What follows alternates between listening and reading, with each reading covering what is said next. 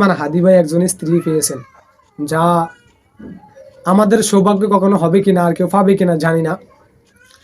তবে একটু এই ভয়েসটা শুনুন যে এই বড় ভাইটি কি বলতেছে। আসসালামু আলাইকুম ভাই, আপনাকে নক দিলাম জাস্ট একটু দায়িত্ববোধের জায়গা থেকে।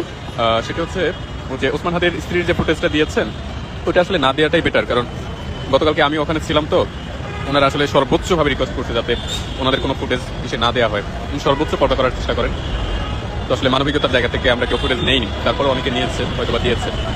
এই জন্য আর কি আপনাকে নক দিলাম যে মনে হয় না দেওয়াটাই ভালো হবে। তারা যেহেতু সেফ থাকতে চায়, সর্বোচ্চভাবে চেষ্টা করতেছে, মানে প্রিয়জন হারানোর পরেও ধর্মের জায়গাটাকে তারা সর্বোচ্চ গুরুত্ব দিয়েছে।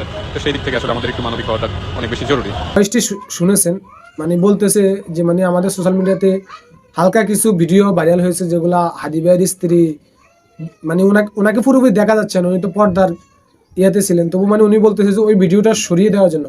আসলে এটা একটা ভালো মানুষের উপদেশ, ভালো উপদেশ। তো ভাবতেছি যে এমন একজন স্ত্রী পেয়েছেন যার মৃত্যুতেও তিনি পর্দার বরখেলাপ করেনি, সে ইসলামকে কতটা ভালোবাসে।